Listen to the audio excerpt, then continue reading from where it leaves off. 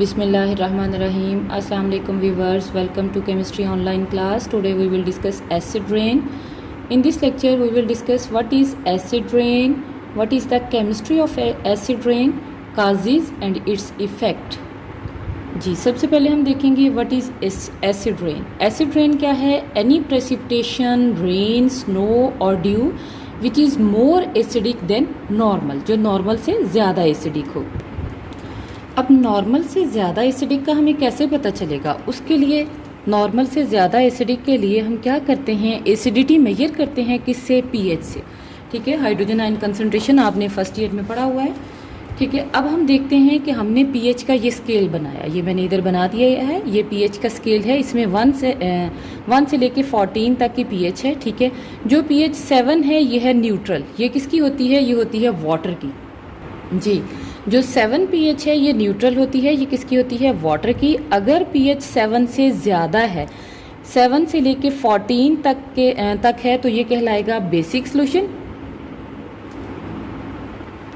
जी, ये सोल्यूशन क्या होगा? बेसिक. कब? जब पीएच जो है वो 7 से अबव हो, मतलब 8 से लेके 14 तक हो. और अगर पीएच 7 से कम है, 6 से लेके 1 तक हो, तो ये सोल्यूशन क्या कहलाएगा? ये कहलाएगा जी एसिडिक सोल्यूशन. ये क्या कहलाएगा? एसिडिक. अगर 7 से बिलो है तो एसिडिक, और अगर 7 से अबव 14 तक है तो क्या कहलाएगा? बेसिक. अगर 7 है तो न्यूट्रल, और इसके एग्जांपल में क्या आ जाएगा? वाटर. अब एसिड रेन क्या है? Any precipitation. ठीक है, चाहे वो रेन की फॉर्म में हो, स्नो हो या ड्यू हो, which is more acidic then normal rain. ठीक है, अब हमें पता है कि एसिड क्या है? जिनकी पीएच 7 से बिलो हो. अगर हम नॉर्मल रेन को देखें तो ये मैंने इन सर्कल किया है कि नॉर्मल रेन की पीएच कितनी होती है? नॉर्मल रेन की पीएच होती है जी, हाँ जी, नॉर्मल रेन की पीएच कितनी होती है? 5.6. ये 7 से लेके बिलो 5.6 तक अगर रेन की पीएच है तो ये कहलाएगी नॉर्मल रेन. ठीक है, रेन आपको पता है क्या है? सोर्स है वाटर का, नेचुरल सोर्स है वाटर का. अब अगर हम देखें तो ये भी एसिडिक है. एसिडिक किस वजह से है? क्योंकि इसके अंदर क्या है? कार्बोनिक एसिड है, नाइट्रिक एसिड है और सल्फ्यूरिक एसिड है. सल्फ्यूरिक एसिड भी इसके अंदर प्रेजेंट है. अब हम अगर देखें नॉर्मल रेन को, जो नॉर्मली होती है, इसकी पीएच कितनी होती है? 5.6 तक. ठीक है, अगर पीएच 5.6 से कम है तो ये रेन क्या कहलाएगी? Acidic rain. ठीक है, अब हम देखते हैं कि नॉर्मल रेन की भी पीएच एसिडिक क्यों है. इसकी वजह क्या है? इसकी वजह है कार्बोनिक एसिड, नाइट्रिक एसिड और सल्फ्यूरिक एसिड.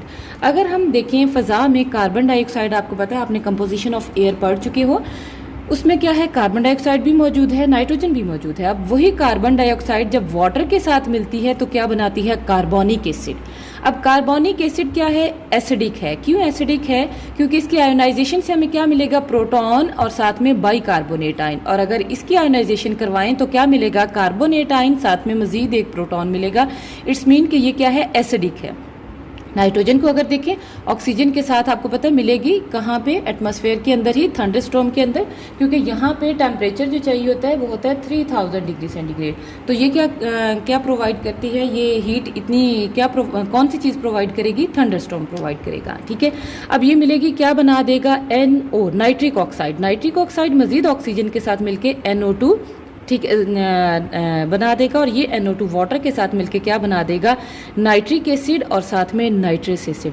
अब देखिए ये दोनों भी एसिडिक हैं, ये भी एसिडिक है. ठीक है, अब अगर हम देखें इसी तरह से सल्फ्यूरिक एसिड, वो मैंने आगे लिखी हुई है. सल्फ्यूरिक एसिड को अगर हम देखें तो वो भी इसी तरह से रिएक्ट करेगा. ठीक है, सल्फर डाइऑक्साइड भी फ़ज़ा में होगी, ऑक्सीजन के साथ रिएक्ट करके क्या बना देगी? Sulphur trioxide. देखिए ज़रा, SO2 ऑक्सीजन के साथ मिलके क्या बना देगा? SO3. ठीक, अब ये SO3 जो है, ये जब वाटर के साथ मिलेगा तो क्या बना देगा? Sulphuric acid, H2SO4. ठीक है, सल्फ्यूरिक एसिड बन गया. अब आपको पता है ये भी क्या है? एसिडिक है. ठीक है, अब ये चारों मिलके क्या बना देंगे? रेन की पीएच को 7 नहीं रहने देंगे, हालांकि रेन है तो वाटर ही ना, उसकी पीएच को कम कर देंगे. कितना कर देंगे? 5.6. 5.6 तक भी हम रेन को नॉर्मल कंसीडर करते हैं, उसको एसिडिक रेन नहीं कहते. अगर पीएच हो जाए 5.6 से कम, ठीक है, 4 पे आ जाए, pH less than 5.6, less than 5.6 तो ये रेन क्या कहलाएगी, एसिडिक रेन। इसमें भी अगर pH 4 आ जाती है तो उस सूरत में हमारी जो एक्वेटिक लाइफ है वो ख़त्म हो जाएगी, ठीक है। फिश जो हैं वो इस पर सर्वाइव नहीं कर सकती।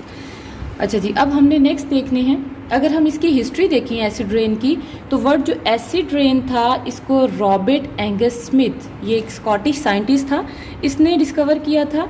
ये कर रहा था जी एनालिसिस किसका, रेन वाटर का, कहाँ पे, स्कॉटलैंड में और इंग्लैंड में, ठीक है। रेन वाटर का एनालिसिस किया और उसने देखा कि रेन वाटर और नॉर्मल वाटर की जो कंपोजिशन, जो नॉर्मल जगहों पे रेन थी उनमें डिफरेंस था। ये रेन जहाँ पे इसने स्टडी की थी वो इंडस्ट्रियल एरिया था, ठीक है। फिर इसने अपनी जो पब्लिकेशन थी ये इसने ऑब्जर्व किया था 1852 में, और जो पब्लिकेशन थी वो 1872 में रेन एंड एयर के नाम से डिस्कस किया था। इसने रिलेशनशिप बताया था रेन के बीच में और जो एयर के अंदर पॉल्यूशन है उसके साथ रिलेशनशिप बताया था जी। नेक्स्ट अगर हम देखें इसके काजेज रेन के, जी काजेज में अगर हम देखें तो काजेज में वही पॉल्यूशन ही आ जाती है, ठीक है। अब पॉल्यूशन जो है वो मैन मेड भी है और नेचुरल भी है। अब मैन मेड में क्या आ जाएगा, थर्मल पावर प्लांट्स, उनसे गैसेज एमिट होंगी। अगर हम फॉसल फ्यूल को बर्न करेंगे तो उनसे गैसेज एमिट होंगी। अगर व्हीकल्स डिफरेंट जो हैं उनसे गैसेज एमिट होंगी, एरोप्लेन हैं, ठीक है, डिफरेंट ऑयल रिफाइनरीज हैं, तो हर जगह पे ऑयल या फॉसल फ्यूल्स यूज़ हो रहे हैं तो वहाँ से क्या होगा, डिफरेंट गैसेज एमिट होती हैं। अब इसके लिए जो मेन गैसेज हैं वो कौन कौन सी हैं, कार्बन डाइऑक्साइड, सल्फर डाइऑक्साइड और नाइट्रोजन डाइऑक्साइड, ठीक है। उसके अलावा अगर हम देखें नेचुरल सोर्स, तो नेचुरल सोर्स में क्या आ जाता है, वॉल्केनिक करप्शन, ठीक है। वॉल्केनो जो है जब इरप्ट करते हैं तो उसके अंदर भी डिफरेंट गैसेज होती हैं और सॉलिड पार्टिकल होते हैं, ये भी क्या करेंगे, काज करेंगे पॉल्यूशन को, ठीक है। अगर हम देखें कि कौन कौन सी जो गैसेज हैं वो एसिड रेन का काज बनती हैं, उसमें आ जाएगा कार्बन डाइऑक्साइड, सल्फर डाइऑक्साइड और नाइट्रोजन डाइऑक्साइड। जो हमारे पास सल्फर डाइऑक्साइड है ऑलमोस्ट 70% जो है वो एसिड रेन इसी की वजह से होती है, ठीक है। बाकी 30% जो है वो नाइट्रोजन की वजह से, क्योंकि सल्फर का कंटेंट ज़्यादा है। अगर आप देखो फॉसल फ्यूल के अंदर भी आपने पढ़ा था सल्फर का कंटेंट ज़्यादा होता है, तो इस वजह से ये क्या करेगा, ज़्यादा एसिड रेन का काज बनेगा। अब अगर हम केमिस्ट्री देखें एसिड रेन की रिएक्शंस देखें तो केमिस्ट्री में क्या आ जाएगा जी। अगर हम केमिस्ट्री देखें, अब ये है पॉल्यूटेड एयर की। अब आपको पता है इन सारे काजेज की वजह से हमारे पास कार्बन डाइऑक्साइड की कंसंट्रेशन भी बढ़ गई, सल्फर डाइऑक्साइड की कंसंट्रेशन भी बढ़ गई और NO2 की कंसंट्रेशन भी बढ़ गई।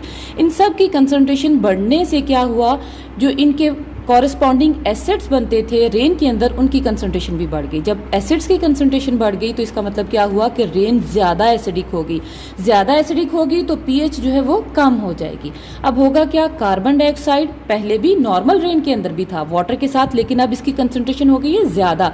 वाटर के साथ रिएक्ट करके क्या बना देगा, कार्बोनिक एसिड, ठीक है। सल्फर डाइऑक्साइड ऑक्सीजन के साथ मिलकर सल्फर ट्राइऑक्साइड, और अगर सल्फर डाइऑक्साइड को ही वाटर के साथ रिएक्ट करवाएं तो सल्फ्यूरस एसिड H2SO3 बनेगा।